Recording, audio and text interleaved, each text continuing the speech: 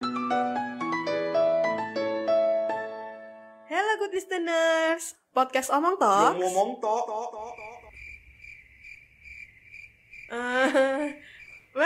to Omong Talks. Selamat malam. Hai, selamat malam. Oke, selamat malam. Oke, ini malam hari ini agak rame ya. Biasanya siarannya tuh sendiri gitu Bang ya. Kalau gitu cowok-cowok hari ini yang siaran pejantan. Pejantan. Gimana? Kita kenalan dulu ya. Malam hari ini ada siapa yang hadir? Kita langsung kenalan dulu dari yang paling gerinja. Dari siapa nih? Oh, tadi saya Afif. Oke, Mas Afif. Oke, kalau saya Ari. Oke, Mas Ari. Jadi ini nama panjangnya siapa? Panjangnya nih. Afif gitu. Mas Ari tadi siapa? Nama panjangnya Mas? Kalau nama aku sih Ari Kresna. Ari Kresna, panggilannya Ari. Gitu ya. Kalau bisa di tongkrongan ada nama panggilan khusus nggak? Bisa kalau cowok kan punya panggilan khusus gitu. Fauzan dipanggilnya Steve. Sangat tidak ini ya, sama dengan muka ya. Iya, sama sekali. Panggil nama sih. Ari aja. Ari aja. Oke. Kalau Bang Afif? Kalau aku Muhammad Afif Abdullah. Oke, panggilannya Afif. Ya, oke. Jadi panggilannya ini normal ya? Normal aja ya.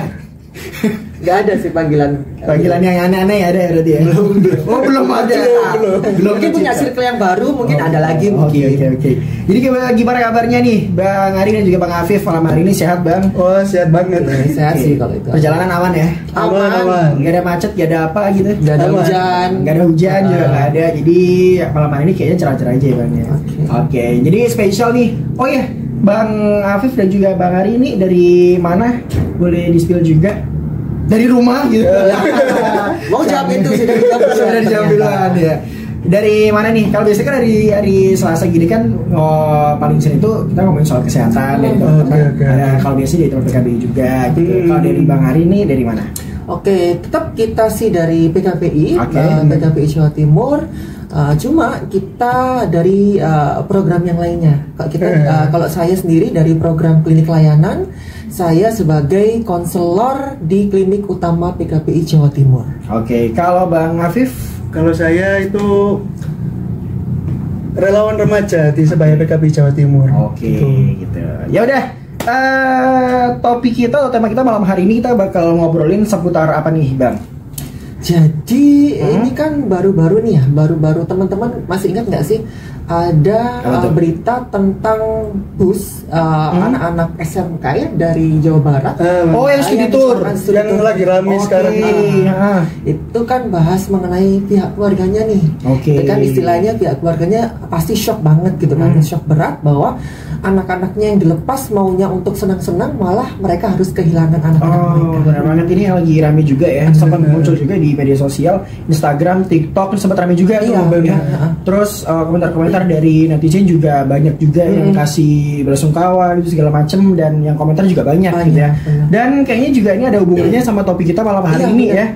Yaitu buat teman Prodo juga yang udah lihat flyer kita di postingan pasti udah tahu ya. Topik kita malam hari itu Join the Healing Squad ya. Jadi gimana sih caranya menghadapi kehilangan gitu ya. Nanti kita bakal ngobrol-ngobrol barengan sama Kak Ari dan juga Kak Afif. Tadi kan udah di-spill ya sama Bang Ari ya, yang sempat viral tadi studi tour dari SMA dari salah satu Jawa Barat ya. Itu yang pinginnya tuh cari wawasan ilmu sekalian juga senang-senang, tapi juga malah berakhirnya ya yang sebenarnya kita nggak pingin juga gitu, cerita gitu. Nah, jadi kan pasti banyak yang merasakan suatu kehilangan gitu ya, terutama kepada orang tua gitu, keluarga juga, teman-teman dan kerabat lainnya.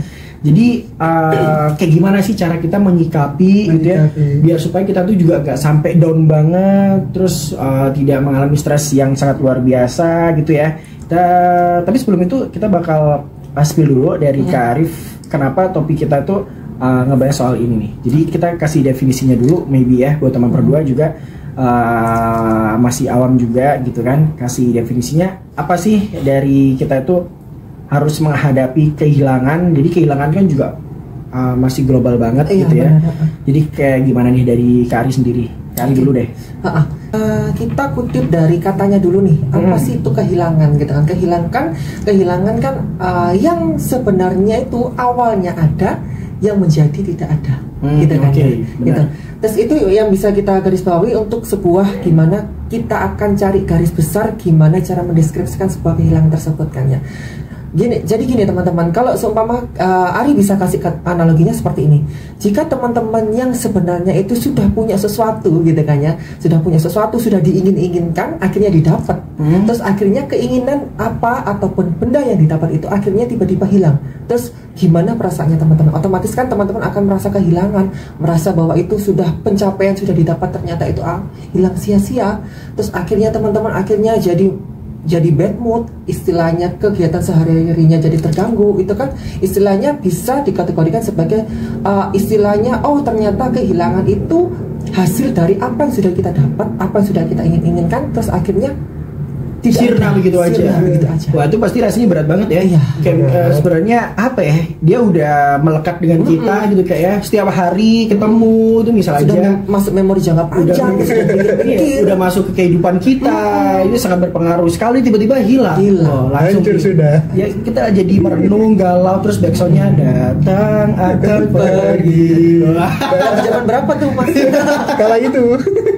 Oke, berarti definisinya tuh luas ya. Iya. Kalau ngomongin soal kehilangan tuh ada apa aja sih? Misal aja gitu ya, kita kehilangan pacar itu juga salah satu kehilangan kan. Terus apa lagi biasanya? Oke. Mungkin Ari bisa kasih contoh dari pengalaman Ari sendiri ya. Kehilangan itu tidak serta-merta dari apa yang sudah kita dapat. Benar. Dari apa yang sudah kita inginkan, masih kita inginkan pun, itu juga bisa jadi kehilangan. Angan kita itu bisa jadi hilang. Contohnya nih, Ari dulu itu dari background desain sekolah SMK-nya itu adalah desain. Desain, oke. Tapi ternyata alhasil waktu Ari itu daftar di setiap universitas perguruan tinggi negeri, yang keterima itu hanya teman-teman Ari aja. Dan Ari ternyata pada akhirnya tidak keterima di desain di perguruan tinggi manapun, dan akhirnya alhasil Ari keterimanya di jurusan psikologi. Jadi istilahnya akhirnya nanti aku kalau sudah bisa belajar desain nih ya, aku punya studio, bisa bikin galeri-galeri kecil-kecil lah sama teman-teman seperti itu, sudah punya rencana seperti itu. Akhirnya sirna gara-gara Ari nggak bisa masuk perguruan tinggi untuk jurusan desain. Gitu. Itu kan juga mewakili bahwa memang kehilangan itu tidak serta-merta bentuknya orang, bentuknya benda, tapi angan-angan kita juga termasuk bisa dikategorikan sebagai bentuk kehilangan juga. Kehilangan kadang nggak berupa manusia, tapi juga bisa benda gitu. Benda. Terus habis gitu kadang juga bisa mengundang keributan, Mbak. Nah, ya kan, contohnya nih ya kan kita kehilangan korek. Padahal koreknya jatuh, tapi dituduh temen, itu juga udah ada lagi yang kehilangan keributan. Apa tuh? Gas di perut. Bikin ribut tuh. Ya. Apalagi gak ngaku, Bang. Gak ngaku bikin apa ya, pertemanan sampai sini aja. Kita nggak bukan pelakunya, tiba-tiba dituduh gitu. Itu berapi juga. Mentang-mentang mukanya kriminal gitu. Oke, berarti bisa apa ya? Bisa meluas juga kehilangan. Kayak misal tadi aja kehilangan sosok orang yang dicintai, atau kehilangan sosok hal yang ingin kita capai, tapi ternyata kita nggak sampai bisa buat meraih itu. Ya, terus abis gitu kita kehilangan suatu barang, kan juga kehilangan juga. Iya, abis itu kehilangan duit, itu barang tadi. Benar, termasuk juga ya Mas. Ya gitu. Terus abis gitu kalau ngomong soal kehilangan ya, kalau dari Kak Afif ada yang mau ditambahkan mungkin kehilangan ini? Tadi kan udah tuh dari Kak Ari ya definisinya, terus kasih contohnya, mungkin ada dari Kak Afif yang mau nambahin. Kalau contoh itu saya pernah kehilangan barang. Mungkin remeh ya. Itu terjadi mungkin sekitar waktu masih sekolah. Kala itu emang punya barang yang terbilang cukup mahal, kemudian hilang. Wah, siapa sih yang nggak sedih? Wah, sedih banget. Kita udah nyelengin. Ternyata hilang. Cuman seketika itu saya punya teman, dia itu bilang gini, dan itu masih teringat sampai saat ini ya. Dia itu pernah bilang, sejatinya itu tidak ada yang hilang. Dan beberapa saat kemudian itu mencerna kata-kata itu, ternyata mungkin secinta itu saya pada barang tersebut, sampai padahal kita lupa bahwa hal itu cuman bersifat sementara.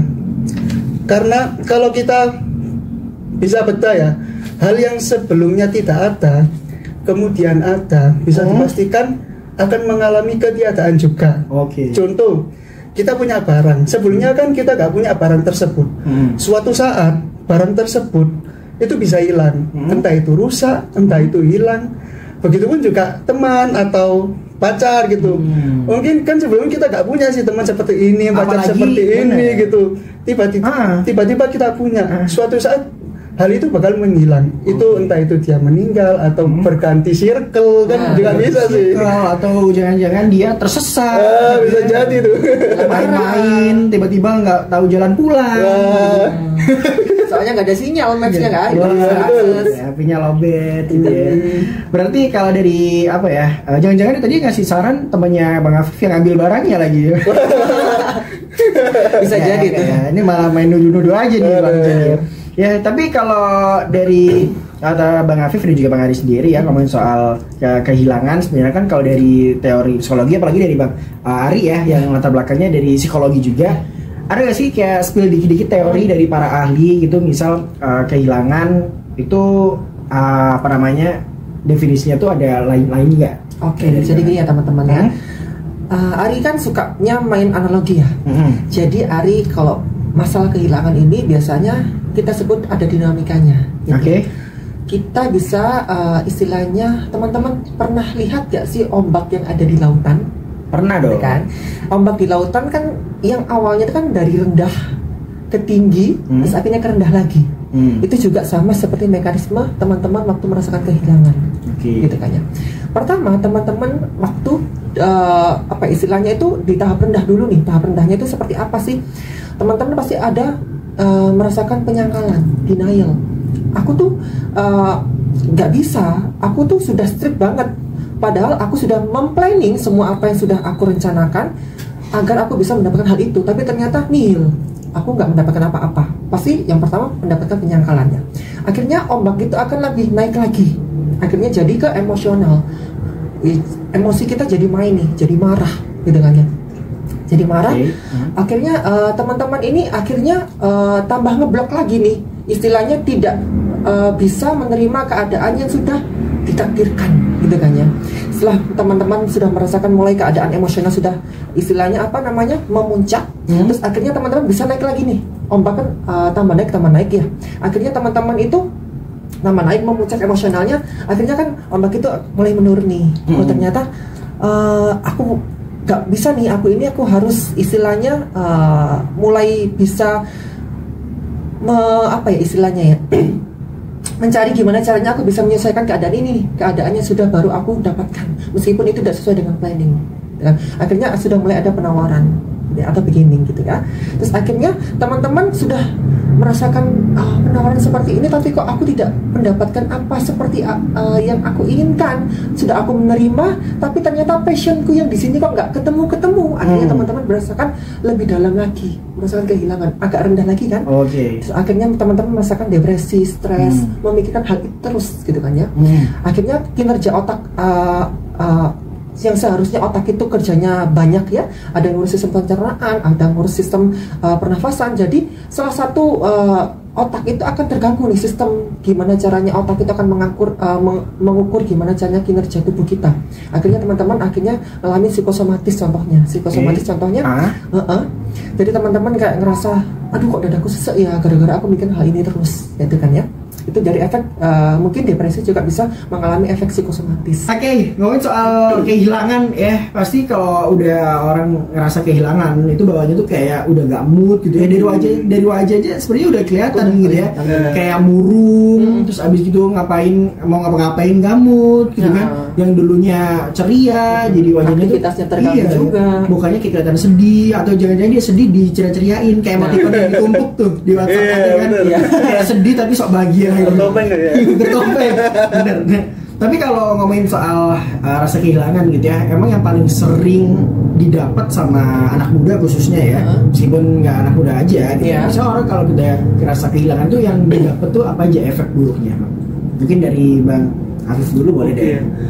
Kalau efek ya bisa dibilang lumayan banyak ya. Cuman yang paling sering itu efek secara emosional, sedih, murung. Akhirnya kalau itu semakin berlarut dan tidak segera diatasin. Ya. Jelas itu berdampak ke fisik. Fisiknya kan bisa melemah, katakan dia gak mood terus sedih, akhirnya nggak mau makan, nggak mau minum, mau kok makan lah gitu. Meskipun itu udah diingetin sama Ayang ya. Ya kalau masalahnya Ayangnya yang hilang gimana? Malah gak ada yang ngingetin, malah nggak makan itu seminggu. akhirnya kan tidak ada yang ngingetin. Terus abis itu apa lagi nih? Kan dampak ke fisik, dia sakit akhirnya. Terus selain itu juga bisa berdampak ke gaya hidup. Contoh dulu aku waktu sama doi, aku selalu ngelakuin ini, hal baik ini, berbagi. Akhirnya semenjak dia nggak sama aku lagi, akhirnya lebih pura-pura. Bisa jadi kan? Ini gara-gara kamu Putri gitu kan, aku jadi kayak gini. Storynya langsung mabuk-mabukan. Akhirnya jadi sad boy. Jadi sad boy. Storynya itu, storynya banyak. Itu semuanya set semua tuh kata-kata. Terus ada lagi ya? Terus mungkin yang terakhir yang paling terlihat adalah dia akan menarik diri dari lingkungan. Jadi lebih ke orang yang suka menyendiri, menutup diri, introvert gitu. Terus ada lagi? Udah itu sih jadi semua sudah jelaskan ke Afif ya. Yang awalnya dari pikiran bisa lanjut ke fisik, terus akhirnya dari lanjut ke aktivitas sehari-harinya terganggu sampai ke menarik diri dari lingkungan sosialnya. Oke, kalau udah kena kayak gitu nih, Bang Afif, Bang Ari ya. Apa yang harus dilakukan sama mereka yang udah ngerasa kayak gitu tadi, biar nggak sampai yang dibilang sama Bang Afif ya, sampai stres, sakit, terus abis itu sampai benar-benar jadi gila gitu, barangkali gitu kan, karena kamu gitu mungkin aja. Jangan ya. Kalau udah kayak gitu tuh apa nih yang harus dilakuin nih? Ya, tipsnya gitu ya mungkin. Afif bisa tipsnya. Untuk tips itu kita untuk aware ke diri sendiri ya. Seperti contoh sederhana yang sebelumnya saya kasih, logika sederhana. Hal yang awalnya tidak ada, kemudian ada, akan bisa dipastikan itu mengalami ketiadaan juga. Terus juga ada tips, ini aku mengutip dari buku Filosofi Teras. Jadi tipsnya itu namanya premeditated evil. Jadi kita itu perlu memikirkan hal buruk yang terjadi pada kita. Itu hampir sama dengan itu ya. Jadi modelnya sebelum kita membeli sesuatu, sebelum kita menjalin hubungan dengan seseorang, mungkin ini cara berpikir yang paradok atau bertentangan, dan juga mungkin bisa jarang terjangkau juga sama orang-orang. Pernah nggak sih kita memikirkan ketika kita mau membeli barang atau menjalin hubungan, pernah nggak kita memikirkan bahwa barang ini bakal rusak, si doi suatu saat bakal meninggalkan kita. Itu kan hal yang mungkin jarang terfikirkan sama kita. Yang penting kita beli barang, kita seneng. Yang penting kita menjalin hubungan, kita bisa sama dia, kita seneng. Pernah nggak kita memikirkan bahwa suatu saat hal ini bisa memberikan hal negatif buat kita, atau memberikan hal yang menyakitkan buat kita. Kalau kita menanamkan cara berpikir seperti itu, ibarat hal itu emang benar terjadi, itu bisa menjadi antisipasi. Ibarat kayak kita naik kereta ya, biasanya keretanya itu lancar, tiba-tiba delay, itu kan kita kaget, kok kereta ini kok delay sih, kok padahal biasanya lancar. Coba sejak pagi kita tanamkan pola pikir, contohnya itu. Nanti bisa jadi keretanya delay. Akhirnya kan kita nggak seberapa kaget akan kejadian kalau emang itu benar-benar terjadi seperti itu. Oke, jadi harus bisa memikirkan jangka panjangnya ya, sebelum pada akhirnya nanti kita tidak apa yang kita ekspektasikan itu ternyata juga tidak seindah itu. Bener, kadang gini sih Bang, kita itu jarang memikirkan dampak buruknya. Contoh kita punya jenjang karir, kita punya gambaran, kita punya konsep mateng, benar-benar mateng. Pernah nggak kalau kita memikirkan suatu saat konsep ini, salah satu dari bagian konsep ini bakal tidak terrealisasikan, otomatis kan secara perlahan berantakan. Itu kan juga perlu kita antisipasi.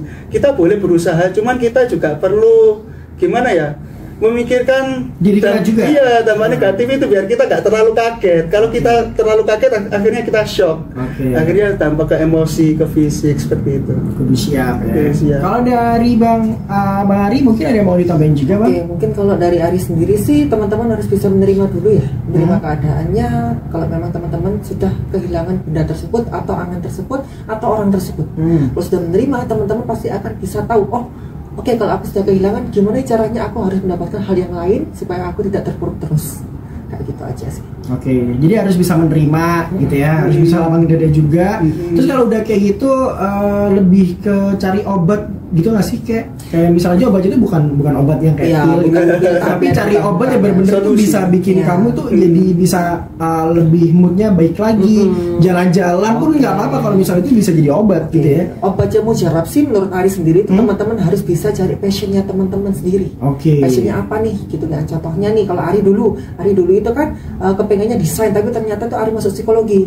Oh ternyata desain itu Ari sukanya di bagian estetika ya. Oh ternyata apa sih estetikanya di psikologi sendiri itu apa? Oh mungkin Ari suka di bagian nulisnya nih, atau bikin asesmen atau bikin observasi. Oh ternyata Ari sukanya estetikanya di bagian bikin asesmen tersebut atau tulisan tersebut. Itu sih harus cari passion dari setiap kegiatan yang kita lakukan. Kegiatan menyenangkan yang itu kamu suka ya. Kayak hobi itu juga bisa ya. Yang suka bermusik ya udah langsung jual alat musiknya. Jangan lah. Bisa dijual alat musiknya ya. Dia bisa bermusik dong. Tapi kalau dari Kari tadi udah ya. Udah kasih tips juga. Dan abis itu kalau udah kasih tips ya, biasanya ada nggak sih dari versi Kari gitu ya, seseorang yang ketika udah kena dampak negatifnya dari hal tersebut, terus abis itu dia itu ternyata udah bisa sembuh gitu, ada nggak, punya contohnya nggak sih? Kalau nggak gitu ada analogi juga mungkin dari Kari, boleh? Kalau teman-teman gini, teman-teman pernah gini nggak sih, lihat kalau teman-teman lagi maku, apa sih bahasa Indonesia maku itu bahasa bakunya? Malu. Paku dan palu, jadi memaku dan memalu gitu maksudnya. Gitu kan ya. Jadi kalau teman-teman sudah menghempaskan palunya itu ke paku, otomatis kan itu sudah ada lubangnya, ada bolongannya gitu kan ya. Terus teman-teman akhirnya gimana caranya supaya si kayu ini tidak ada pakunya? Akhirnya dicabut, masalahnya dicabut nih. Itu sama seperti contohnya masalahnya dicabut. Ternyata si kenangan itu atau kehilangan itu masih ada bekasnya. Contohnya contohnya bekas paku itu masih ada, masih bolong di kayunya.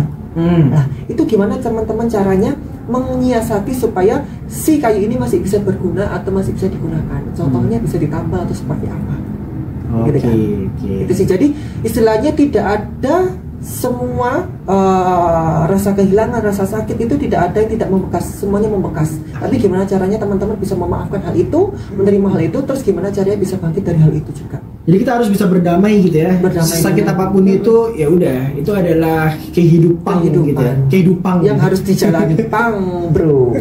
Kehidupan. Jadi kita juga harus agak out of the box gitu ya. Ya udah, karena balik itu juga buat diri kita sendiri gitu ya. Kalau ini Jen juga mau tanya sih ya. Tadi kan ada dari Bang Afif, ada cerita lagi ya di kehidupan Bang Afif atau Bang Ari yang kehilangannya itu sampai saat ini masih membekas lagi selain yang desain tadi. Ada nggak? Mungkin Bang Afif mungkin ada. Ada nggak? Ini cerita temanku sih. Jadi cuman ini temanku sudah bisa mengatasi kehilangannya, bahkan bisa dilihat dia tidak merasa kehilangan. Artinya gini, saya punya teman itu, dia itu ayahnya meninggal. Cuman saya lihat dia itu gak sedih. Kita kan bisa tahu mana orang yang sedih, mana yang orang biasa atau orang yang sudah ikhlas. Saya lihat temanku itu dia sudah ikhlas, bahkan dia masih bisa tersenyum. Kan bisa dibedakan ya, tersenyum karena dia sudah ikhlas atau tersenyum karena orang tuanya meninggal, kan bisa dilihat toh. Nah gitu. Ternyata kutanya, oh dia cerita sih, atau dia cerita, entah dia ngomong, dia bilang gini, ya toh udah waktunya, udah jalannya. Itu saya lihat mungkin itu bagian dari spiritual journey-nya yang dia yang panjang sampai dia pada titik ya udah, kalau emang waktunya ya kembali gitu kan. Benar ya. Apa yang ada di sekitar kita itu bersifat sementara tadi. Saya lihat bener, kok teman sampai saya itu salutnya gini, aku belum tentu bisa seikhlas dia kalau hal itu terjadi pada saya. Tapi dia itu, wah, saya sampai salut sih lihat, keren sih ini orang. Jadi kayak lebih ke arah caranya itu tadi adalah membuka hati, membuka pikiran gitu kan, legowo karena emang ya hidupnya juga sudah lebih lama, gitu kan, pengalaman juga lebih banyak, gitu kan, emang udah waktunya juga mau gimana lagi. Gitu, karena kan gini sih Kak, apa yang ada di sekitar kita itu bersifat terbatas, entah itu barang, entah itu cita-cita, entah itu konsep kita untuk meraih sesuatu. Semua itu ada batasannya, dan kalau udah sampai batasnya ya bakal menghilang juga, entah itu rusak atau emang hilang atau gimana gitu. Benar itu sih, benar yang dikatakan Mas Afif ya. Jadi teman-teman kalau ada apa-apa ingat satu hal bahwa apa yang teman-teman punya itu bukan semata-mata akan terus menetap ke teman-teman, pasti akan hilang juga. Oke. Bahkan atau bisa digantikan dengan hal yang baru lebih baik lagi. Seperti itu. Si closing statement dulu nih buat Bang Afif dan juga Bang Ari.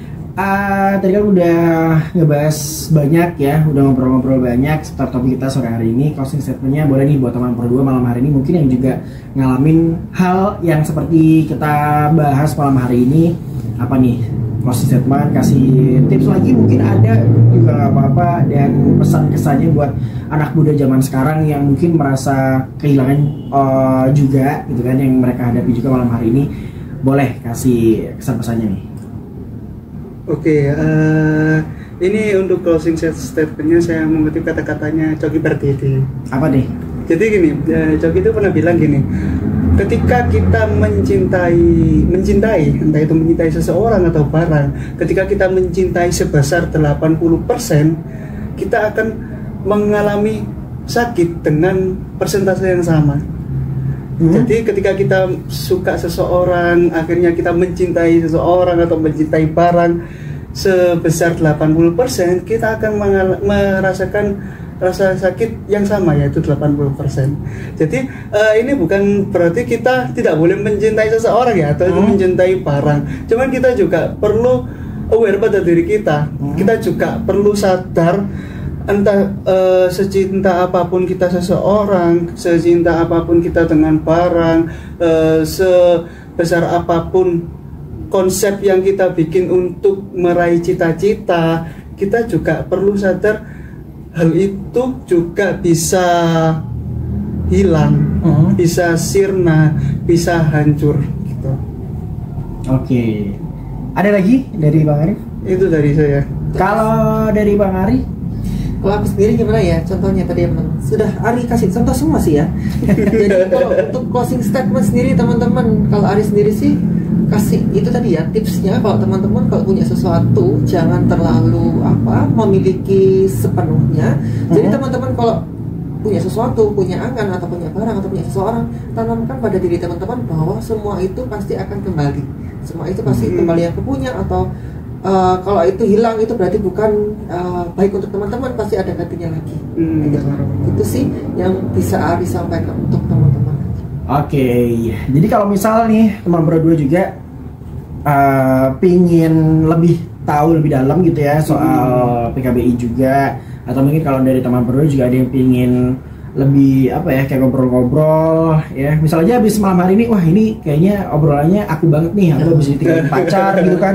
Wah bener sih, aku gak bisa cara ngontrol supaya aku tuh nggak kepikiran dia terus, terus habis itu makanku juga gak mood, terus mau ngapa-ngapain juga gak mood, caranya gimana nih, aku malah bingung gitu kan. Di pikiranku cuma ada dia terus soalnya. Nah, aku mau cari saran nih. Nah, terus dengan PKBI kok rasanya juga pingin mau ngobrol, konsultasi. Itu caranya gimana?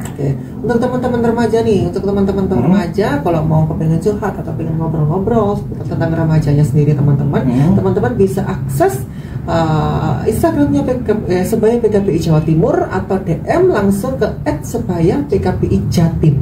gitu ya. Atau kalau teman-teman pengen layanan secara profesional lagi, teman-teman bisa appointment ke hotline WhatsApp-nya PKPI di 0823 2360 2830. Nanti teman-teman bisa langsung appointment dengan psikolog kita di klinik utama PKPI Jawa Timur. Oke, jadi kalau misal mau datang langsung juga boleh ya? Boleh. Kalau langsung datang di mana namanya? Di Jalan Indragiri nomor 24. Oke, jadi langsung searching aja di sini juga ada ya. Oke, thank you buat Bang Ari dan juga Bang Afif